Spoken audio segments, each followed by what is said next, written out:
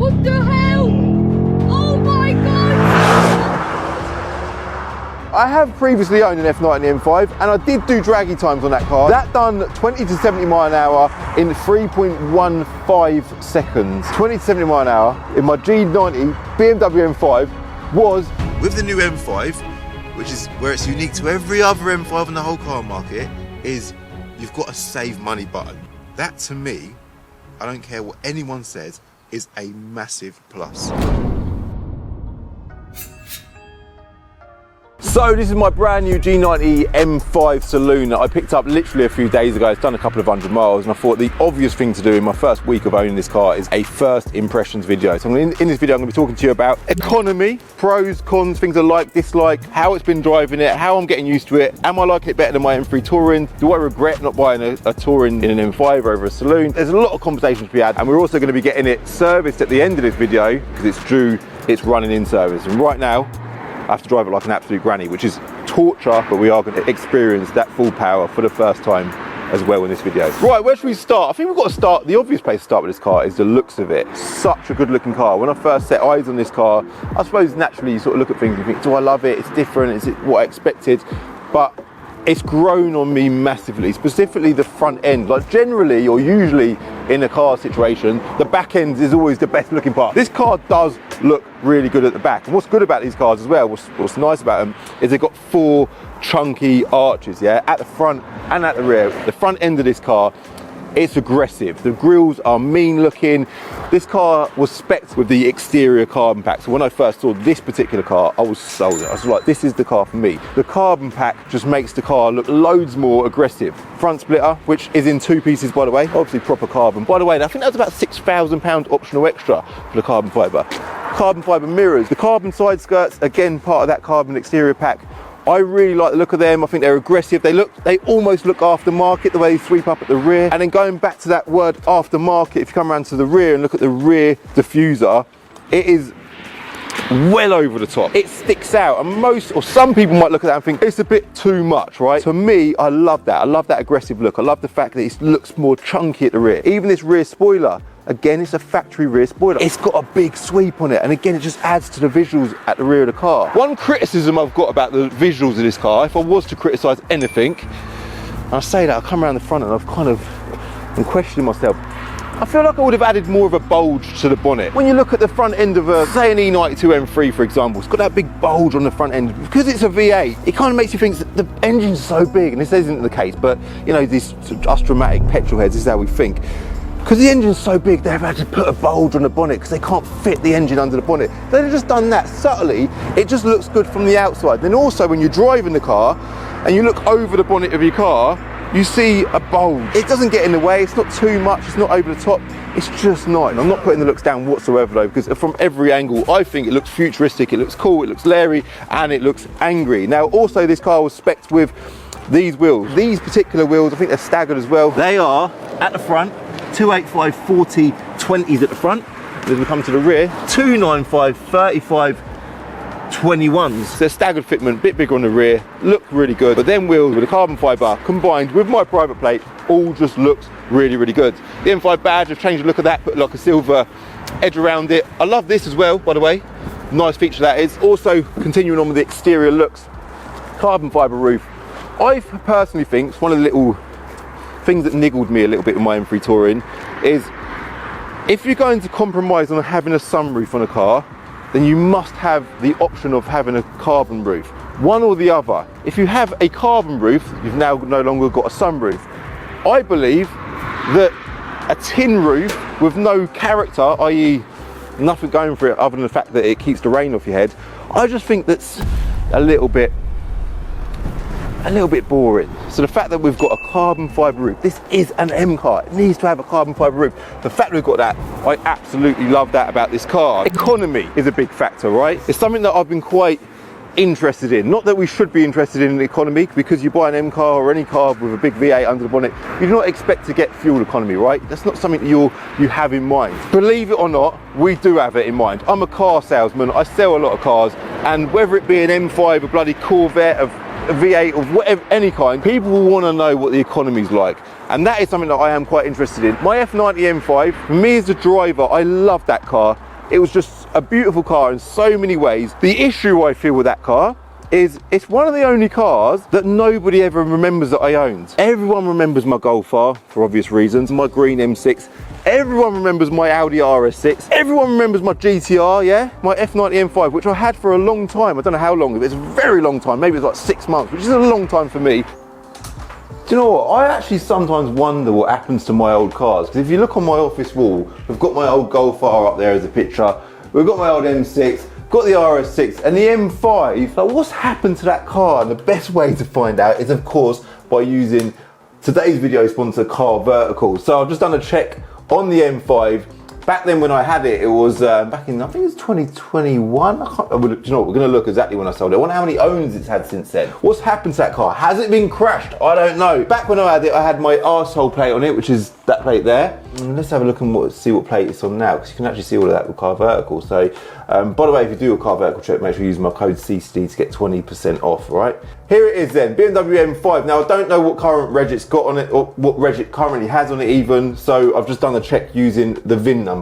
I know what the VIN number is from when I previously owned it. I've punched that into carVertical, and here you can see there is some yellow flags, which is what you do not want to see when you're doing a carVertical check. That should all be green. The mileage is green, which is good. It's got finance on it currently, so if you was to buy it and it's got finance on it, well, the finance company own it. It's got details of that. If you click that there, you can see it's got finance with Blue Motor Company, all right? So scroll back up. No previous damage, but it has got 8 owners now in total. In fact, let's click on that. It's got a little timeline then of when all the owners. I wonder when I changed. It was maybe February 21, or was it October 21? It's actually had loads of owner changes. It's that type of car because they're petrol guzzlers. People buy them like myself and they drive them and they think, you know, it's nice, but it loves the juice. So if we scroll down even, we'll be able to see there. Right, that's when I owned it there. AS51 HOL. So I put that plate on in October 2021. I then sold it in February 2022. I didn't have it for as long as I thought I had it. 4 months. Back to PE68ZWU. That was the original reg. I remember now. Ownership changed there. And it went to a private plate there. It then went back to another owner and it's now on V8 8DNF. Interesting. So yeah, I will link carVertical in the description below. Make sure you use that code CCD to get that 20% off. And as ever, I'll show you an example of a crashed car, M5. That's what you do not want to see when you're doing your carVertical checks. Do your checks, get on it. Let's get back to the video. My F90 M5, no one really remembers that car, but for me, from the driving point of view, I loved it. That car there, you would struggle to get 250 miles out of a full tank. I do sort of mixture of chill driving, have a bit of fun here and there, A roads, a few B roads, and a bit of motorway driving, 250 miles out of a tank. The tank on that car would have cost about 100 quid to fill up, right? My M3 Touring, again, you would comfortably get 250 miles out of a full tank. That would cost about 70 quid to fill up, right? This car here, right, has the same size fuel tank as the M3 Touring. So you'd think being an M5 with the same engine under the bonnet, basically, obviously with hybrid, weighing 2.5 tons, a lot heavier than the previous generation M5, you'd think you're not gonna get 250 miles out of a full tank, right? What was really weird, I had this car plugged in yesterday. You actually have to plug it, like being a petrol head and plugging your car in. It's the first time I've ever owned a hybrid car to daily drive, and it's been an interesting one. So let's now talk about economy. Up and coming service due in 1,000 miles. So we're gonna do that. The running in service, by the way, is due somewhere between 800 and 1,200 miles. The obvious reason for doing it is if there's anything loose or any dirt or particles or dust or anything within the engine, I think they put like a cleaning oil in the car for the first period or the first 1,000 miles, and then we get the oil changed, get some normal oil in it, and then we can then open it up and experience that power for the first time, which I'm mega excited about doing. We are going to do Dragy times, by the way, at the end of this video once we've got that done. 1, to experience the power, and 2, to see where it falls on the Dragy leaderboard. So right now, the car's done a total of 292 miles, right? I filled the tank up and I've done, let me get this right, 215 miles, right? I've still got 1/4 of a tank left, and it's showing that I've still got 96 miles available in range in petrol, right? We also have an electric motor, which is self-charging. I didn't know that. I thought it was only a plug-in hybrid, meaning you'd have to plug it in every time you wanted to charge it. But it does actually charge itself. To give you an idea of how often or how much it charges itself, on day 2 of owning this car, I thought I'd do a trip to London. On the journey down there, on the M1, so I'm in Luton, so it's not a massive journey. I would say for about every 5 to 10 miles, you'll gain about 1 to 2 miles in range on your electric motor. So it won't charge like as much as it would with a 3-pin charger. By the way, that's what I've been charging it on at the minute. I've not used a local sort of a 3-phase main power charger. It's doing it at a slower rate, but it is self-charging, so you're getting that opportunity for efficiency, whatever the bloody word is. You're getting that opportunity to get a little bit more range out of the tank. We've still got, and I have charged it once during this cycle of a full tank, we've still got 20 miles in range in the electric motor, and it's really clever how it works. Again, getting to know this car has been it's been a bit of a process, I'll be honest with you, and we'll go for a drive in it shortly to talk about that. But understanding how it drives, how it works, when it sends the power to and from the wheels, and when it decides to use electric and so on, it's really, really interesting. It's quite fascinating. And we've still got well over 100 miles in range combined with the petrol and the electric motor, and we've currently done 215 miles, right? So we're going to get well in excess of 300 miles. So comparing this to the previous gen BMW M5, this car, it's got more power. It's over 700 brake horsepower. It's better to daily drive because the power delivery is better. We can talk about that more once we've had this running in service done. But more importantly, I suppose tax efficiency as well. We haven't even mentioned that. It's cheaper, like company car tax, stuff like that makes it attractive to business owners. But also, I say business owners, people that have got company car allowance, but also economy. This is cheaper to run, not only than an F90 M5, but also cheaper than my G81 M3 Touring. So it's a V8. It's cheaper to run than the M3. I've just let my foot off the brake. So interesting stuff. By the way, charging times, I think if I was buying one of these cars, I'd want to know this. I actually plugged it in yesterday morning, I think at 8:56 a.m. I've got it on my phone here. I'll put the screenshot on screen now. Plugged it in at 8:56 a.m. It had had about 5% of charge in it, and to fully charge the car, it said it was going to be finished about 7:30 p.m. So it's about 10 hours, 10 to 12 hours to fully charge the car on a 3-pin plug. We do have 3-phase electricity at Binker, but I don't actually have them proper electricity charging points. The keys situation on this car, so I don't actually currently have a key on me because you don't need to have a key on you. When I bought this car, they gave me 2 keys, right? 2 normal BMW keys. I'll show you that on screen right now. They also gave me this, a card. Cool looking thing. There we go. And that there, you can swipe it, touch it. I don't think it works currently because it's deactivated. The reason why it's deactivated, because I've paired it up to my phone, and the BMW app's amazing, by the way, do so much in it. This morning it was frozen over on the ground, and I looked at the temperature, warmed my car. I know some people that's quite basic stuff. To me, I've never owned a car that does that, or never used that functionality on any other car that I've ever had, and I just find that quite cool. So you've got the remote ability there, but also what's cool, so Apple Pay, right? You double press your button for Apple Pay, click the M5 thing there, look, there it is. How cool is that? How cool is that? I've just noticed that as well, I didn't even notice that. It's got an M badge in the pillar there, which is really, really nice. Interior, we'll talk about that when we go out for a drive in it shortly, but something else I wanted to say whilst I stood here is the visuals of this car. It just looks so proportionally correct. A lot of people that have seen this car in person, everyone said, you know what, it looks so much better in real life than it does on the internet. Proportionally, it just looks perfect. I feel like it could do with being lowered, could do with some wheel spaces. That will happen over the next couple of weeks, of course, but proportionally just looks right. And that's why I say about the Touring, I do like the look of the Touring, and I think they look really aggressive at the rear, but a Touring can sometimes look a bit boaty. I say that, I've not seen one in front of me, so I'm yet to discover that, but I love the fact that they've put this extra effort into the arches. They look like G80 arches. When you see a normal G95 series, they look flat, they look dull. They're supposed to, it's just a 5 series, but when you look at the M5, the chunkiness of it is just so cool. So yeah, I'm thinking of stuff to talk about as I wander around the car, but I think what we need to do now is we're going to jump in, go for a drive, talk about what it's like to drive, also the interior, comfort and stuff like that. We'll then get this running in service done, go back to Citroën, and by the way, shout out to them, they've been brilliant. I bought 2 cars off them that day, the F80, G80 M3 Saloon, that one we bought for Planet of Dreams, and this car for myself. The service, the experience, everything about it was perfect, it was amazing. So yeah, big love to them. I will link them below as well. If anyone's thinking about buying a new or used BMW M car or otherwise, give them a shout, man. Steve, the manager there, he's the new car sales manager. I know lots of them there, but I deal with Steve more than I do anyone else. He's sound, he's proper sound, he's a good guy, and I think he's what you expect to see when you go to a BMW dealership. So yeah, he's a true representative of the brand, and for me personally, great experience. So let's jump in, get these cameras set up, and hit the roads. Wow, this is it. I was going to say as well, when we got in the car, when Kai got in it for the first time, I picked him up from school, he's like, Dad, this car is massive, and it is a huge car, obviously big weight and big in size as well. And then when he got in the back for the first time, obviously it is bigger than the M3, but the first thing he said again was, Dad, in the back there's so much room. And also what he noticed, he said, Dad, can I charge my phone? There's actually a power lead. So there's two power sockets here, lightning leads or lightning plugs down the back here.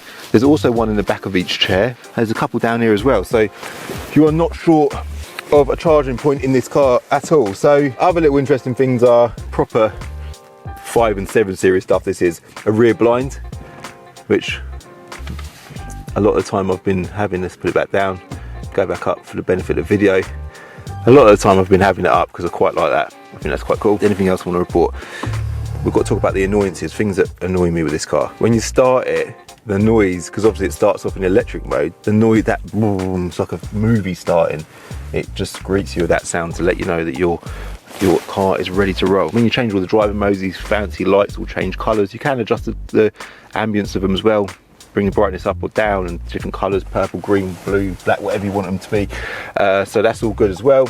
Camera up here as well, which me and Amar just tested it out, and we've got a photo, romance photo in the M5, which is all very good. Speakers in the rear, just looked at them for the first time ever. The speaker grills look extremely impressive, and it's got blinds on the doors as well. Didn't mention that. Definitely needs to be lowered. Currently quite happy it's not lowered because we're going over bumps, but I just feel like when you're driving it, it feels a bit springy for my liking. So I definitely want to just drop it a little bit. Some people would moan about that. Some people would think you're crazy lowering your car, that they've spent all this time and money and energy getting it perfect, and you just want to put lowering springs on it, you idiot. But I feel like lowering springs spacers are a bit of a must on every single car. The thing that just sprung to mind as I was moving there is rear wheel steering. M3 owners, you can't say that you've got rear wheel steering, but M5 owners, you can. Yeah, and we filmed it actually yesterday on Amar's phone, didn't we? Yeah. I can't see it moving in that video, but you can feel it when you're moving around a car park or whatever. You go into a tight space, you can actually feel the back end almost kicking out a little bit. I've noticed it's a setting on the infotainment system. You can actually adjust your rear wheel steering, have it on or off, but it doesn't appear to be like too visually obvious. I don't know, but it does apparently have it, and I feel like it does have it, which is quite interesting. We're currently driving along sort of 45-50 mile an hour, and the value since refuel, by the way, average MPG of 22.1 miles per gallon, which I think is quite impressive for a car that's got a V8 under the bonnet. There's different driving modes. One of the annoyances with this car is when you drive it, so if we go above the speed limit, we're going to do that deliberately now. I didn't do it. It bongs to let you know. I don't know why it didn't just do it. It does usually do it to tell you that you've just gone above the speed limit. Now you can turn that off, obviously, but then when you stop the engine, get out the car, get back in, it turns it all back on. So you have got this M mode button here. When you put it in sport, that literally just turns off all the safety features, all right? It doesn't change the way the car drives, just changes the safety setup. I think, like I keep saying, I'm getting to understand, getting to know this car, and I believe that that's what that button does. The M1 and M2 buttons, like in any M car, they change the driving characteristics of the car. That's what they're made for, right? So when you get in, it's in comfort mode with all the safety systems on, and then it's down to you to adjust it to suit how you want to drive, right? What it also does is, if we take it off the M mode now, it uses more of the electric motor whilst in comfort mode. So up to right now, you can see the blue line to say that we're using our electric motor is going up and down. When you let off, it charges it. When you brake, it will charge it even more. Generally up to 50% throttle, or not even that. As soon as you touch that throttle, it's starting to use that electric motor as much as it possibly can, which is taking away the use of the petrol engine, of course, right? So in this mode, you're going to be the most efficient. When you flick it over to M mode, now I am not exceeding 3,000 reps. I might have gone just over that at certain points, maybe as much as 4,000, but obviously we're in this running in phase, so I don't want to exceed that. I want to baby this car, treat it like a baby until we get that running in service done. When you're in M mode, I'm pressing the throttle now and it's literally not using the electric mode whatsoever. It will only demand the electric mode upwards, so if I throttle it over, I would say over 50-60% throttle, so under 50% throttle, we're just using the V8. Right now, just chilling, manual mode, shifting up here, 2,000-3,000 RPM. We're not using any electric motor whatsoever.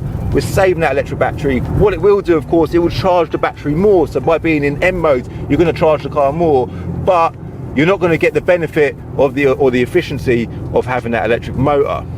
What it does do though is because it demands the electric motor in the higher end of the throttle, i.e. plus 50% throttle travel, when you put your foot down, which we will experience later on in this video, it's then going to give you the full experience or the full power of the electric motor and the petrol engine combined, and that's when you're going to get that over 700 brake horsepower of combined power. So I'm looking forward to experiencing that. I'm getting a feel or getting an idea of how it all works. Generally, I've just been driving it. I do like to have it in M mode because I like the sound, because you've got them mild burbles out the back. But generally, because of the nature of this running in mileage, I've got to literally, I've forgotten how to do it now. There we go. Switch the M mode off. I've been driving it in the normal road mode here, and I've just been chilling, and it is torture. Trust me, it is torture. I may as well be driving a 530e. I'm just chilling. I literally had a guy on the motorway the other day, and he was like, floor it, come on. And they were just hanging out the window trying to get, I was like, I can't. They was like, why not? They must have thought, what a geek. He's got a brand new M5, he's not putting his foot down. I was like, Matt, I can't. I couldn't explain why I couldn't, but I can't. Now, I have had a couple of annoyances. One of them I did just mention, which is the bonging noise, which I feel like I've overcome by this M mode button here. The second one, which I find a little bit irritating, is when I'm driving in manual mode, which I'm kind of doing less of at the minute because of the nature of current times, the running in times. I like to shift with a shifter here. I actually do. When you're on a roundabout, we're coincidentally about to approach a roundabout now.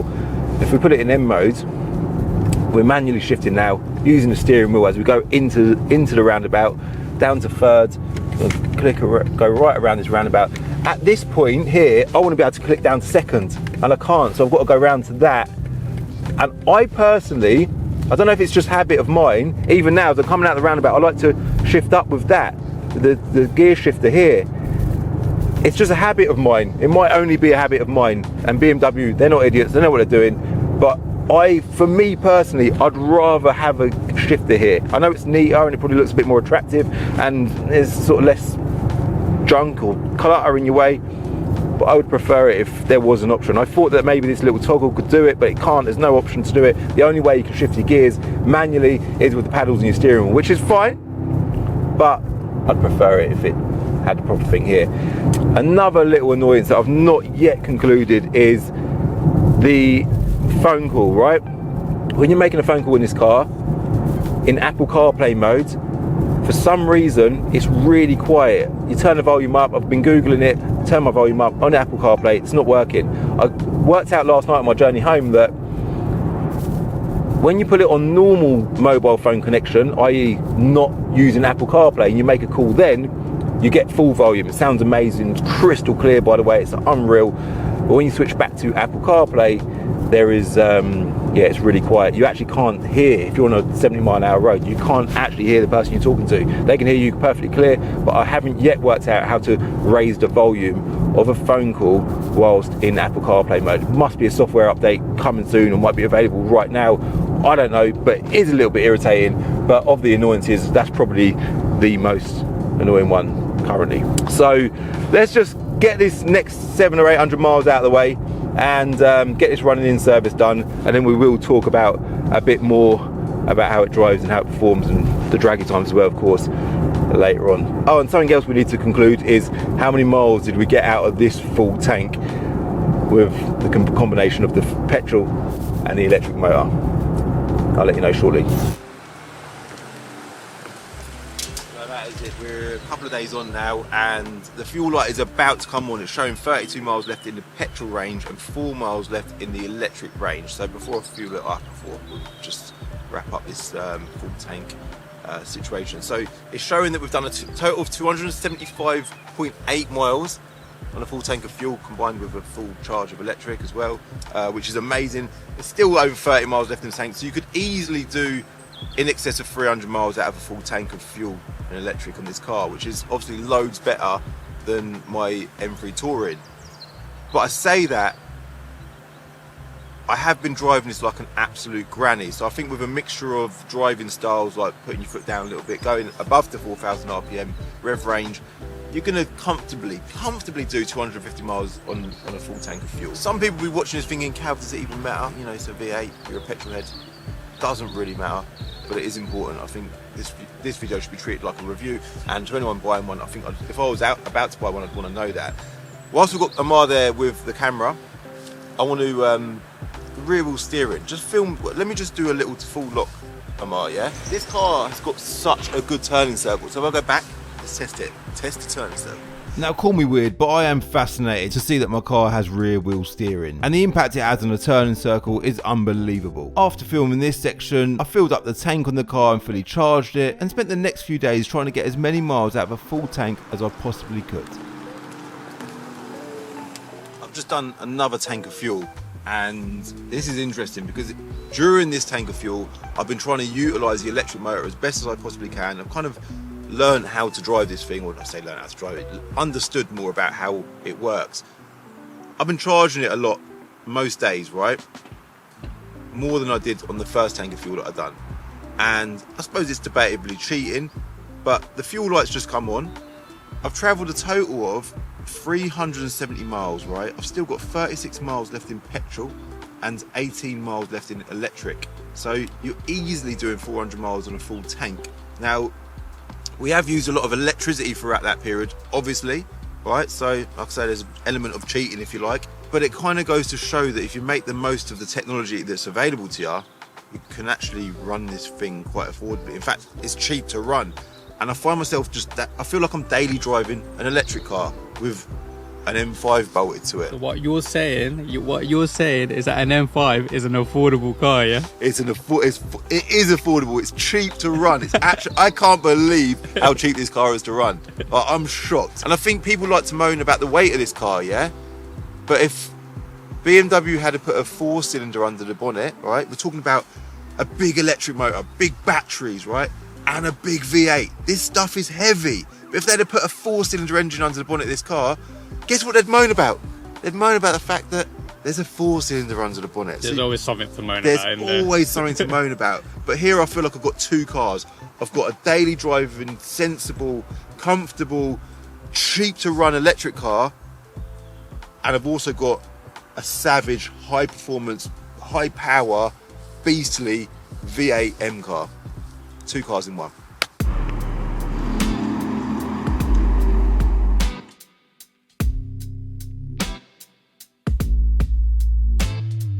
Sorted. So the car is on a ramp now. It looks amazing underneath. It's like, obviously it's brand new. Like, it's just weird to see a brand new car. Everything's just perfect, isn't it? And also, this is where the batteries are. Yeah. Sorry, I haven't introduced you. You're Phil. So you're the big man in the service centre here, yeah? Yeah. Have you had many M5s come back for servicing yet? So this is no, this is probably one of the first really we have in for running in service, yeah. Wow, that's cool. That's cool. Obviously, we've got Steve as well. Steve loves a bit of camera work. You love getting on camera. I love getting on camera. He's like any opportunity.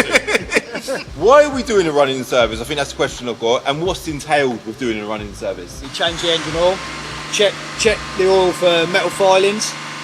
We check the oil filter for metal filings, just make sure everything's seating in the engine correctly.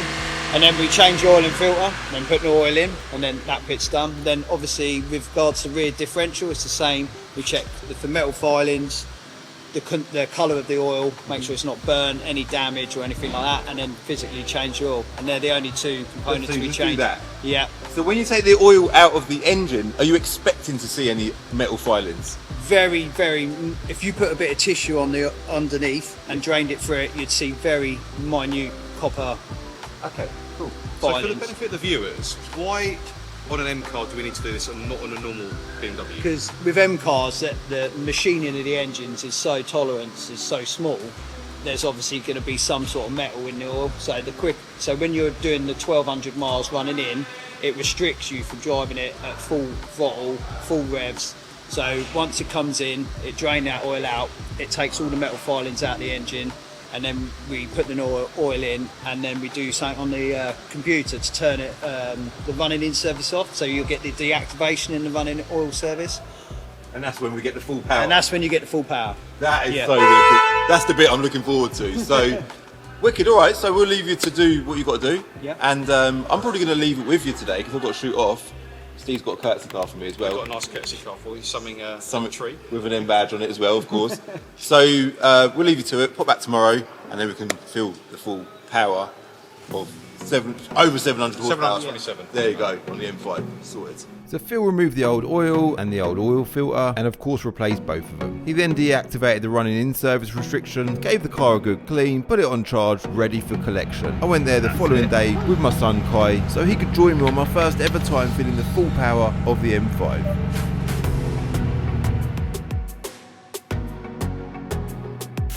Right, this is it, Kai.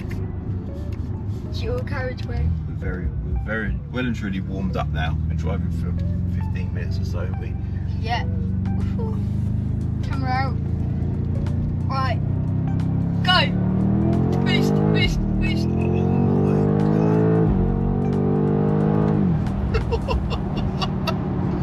It is a beast, isn't it? The beast. Did you use the boost button? The boost button, one second we used the boost button in a bit. So basically it's got a boost button. We are going to do Dragy times as well shortly to see where it lands on the leaderboard, but just wanted to have a feel of it first.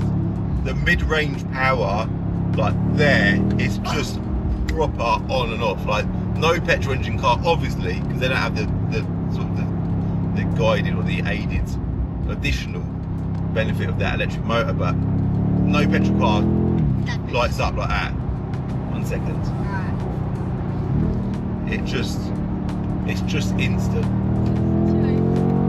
Oh my god. The weight is something that I'm getting asked a lot. How does it feel? It's obviously felt heavy because, I say heavy, sluggish, because I've not managed to feel the power and feel like how dynamic it is and how easy it moves through corners, because I've not been able to rev it out. But now, not just rev it out, but drive it properly. Just have a little feel for how nimble it is. Take the driving line around. Line. F1. It is an absolute animal. The gear changes are just spot on. The power delivery is unbelievably good. It's like perfect in every way. And brakes are unreal. I've not experienced this car in any way like this. I've just been driving it like as if I'm driving a bloody 530e or something. Boost button, please. Something moved in the back there. Wow, This car is unreal. it's amazing. The beast up. So if we press and hold the left paddle now, right, the boost button supposedly, so you press and hold boost, again this is new to me, and it apparently puts the car in its full potential mode. Yeah, so you're going to get maximum power. Press and hold it, dash changes, I'm ready. it tells you when boost is ready. Oh, that's it now. What the hell? Oh my god! What the hell? Did you feel that kick? It just kicked off, didn't it? Let's just try again. I don't know how many times you can do it, so you're getting the full. I think we need to start off in seconds. Press and hold boost. 3, 2. Oh, you can't do it more than once. Wait, what? You can't. So before we do this, just getting the car warm, sat at Binker. Let's look at the Dragy leaderboard. So top 10, that's where I want it to come. It needs to come in the top 10. At position number 10, we've got a 700 brake horsepower, rear wheel drive E63 AMG. That done it in 3.57 seconds, right? This is 20 to 70 mile an hour, by the way, not 0 to 60, not 100 to 200 kilometers. It's just for so many different reasons, it just makes sense, all right? It's good for the channel, it's good for general people, it's a good gauge to see how quick a car is. Top of the list is a Tesla Model S Plaid. It's 1,020 brake horsepower, done it in 2.56 seconds. So obviously we're not going to come up there. But F90 M5 comp. Let's head out and see how it gets on. 3, 2, 1. There's the launch control. Wow, this car, that felt super quick. Oh my God. Do another one.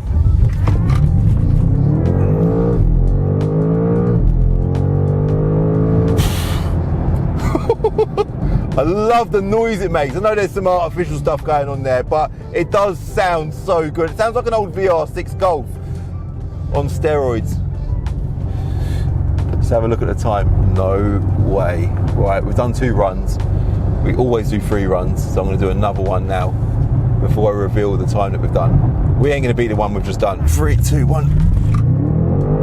That's it, 3rd run. This is gonna be the fastest one. It wasn't. The 3rd one was the slowest run. Wow. So, let's pull over and check out these times.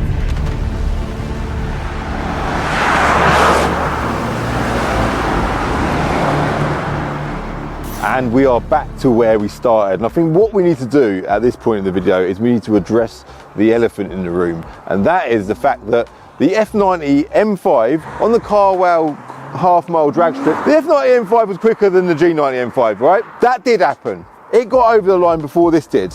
And I've had that in my mind throughout this whole video. And I kind of wanted the G90 M5 to prove itself in a different way on the 20 to 70 mile an hour dragging times. Now, I have actually, as mentioned in this video, I have previously owned an F90 M5 and I did do draggy times on that car. That car was a stage 1 tuned car. It's about 720 brake horsepower, which ironically is the same power as this car today. That done 20 to 70 mile an hour in 3.15 seconds, okay? Very, very quick car. V8 petrol, same V8 petrol engine as in this car, doesn't have an electric motor. What did this car do 20 to 70 mile an hour in? Now, I've done 3 runs in total. The first one was 3.34 seconds, right? So it wasn't quite as quick as the F90 M5. I then done another one, it was horrendous, 3.54. And then the 3rd and final one, in fact, it wasn't that way around, it's the middle one that was the fastest. The fastest run of the lot, 20 to 70 mile an hour, in my G90 BMW M5 was 3.17 seconds. So not quite as quick as a stage 1 tuned F90 M5, but this is stock. This weighs about half a ton more than the F90 M5. And honestly, the comparable, like we do compare these cars and they are comparable, yeah? They're both M5s, but in my eyes, I don't think they can be compared. The F90 M5 is a great daily driver, it's a great all-rounder, but this just seems to offer so much more. The fuel economy on that car, it's going to annoy you if you daily drive that car. Whereas with this thing, it's affordable, it's cheap to run. It just doesn't feel like it should be compared. It's a better car in every way. Obviously there's a lot more money. It's a different league. It's an improved version. And in my eyes, it is so much better. Another question a lot of people are going to ask is, Calvin, how do you feel? How does it compare to the M3 Touring? Now the M3 Touring is an incredible car, right? And to most people, the majority of people, I would recommend that you buy an M3 Touring over an M5. But for me personally, and there is also a lot of other people out there like me, this car is without a doubt a better choice of car for so many reasons. Comfort, practicality, size, economy, tax benefits as well. That is a massive, massive factor. BMW are selling these cars because of the tax benefits involved with them. So this does, for me personally, offer more than my M3 Touring. I suppose if I could have anything, I'd have the pair of them. But of course that would be completely unaffordable. Now, one thing I do want to say before we go is this car is going to be on display at my event, CCD The Event 2025, which is in Daventry on Father's Day. If you've not bought yourself a ticket yet, they are selling fast. Quickly get yours before they sell out. We are going to be filming another a follow-up video on this video. We're going to be doing first mods. We've got a few mods lined up for the car, and of course for the show I want it looking as good as possible. So when I've got it on display for you lot to see, I want it looking cool, man. So we've got a few good ideas for the car for a follow-up video, so make sure you hit subscribe for that. And that's it for today on the M5. But guys, I do want to ask you to please hit that subscribe button. We're almost at 300,000 subscribers now, and honestly a crazy amount of work goes into each and every one of these videos, and your way of just showing a bit of gratitude is one, hitting that like button, and 2, hitting subscribe. I will link carVertical in the description below. Make sure you use my code CCD to get 20% off when you do your next car check. I'm going to stick the BMW in Tring in the description below as well for that time if you ever buy a new BMW. And don't forget you can win that G80 M3 that we bought from Sitner on Planet of Dreams for just a few pennies. I'll be announcing that lucky winner this coming Sunday live on the Planet of Dreams Instagram. Get your entries now, link is in the description below.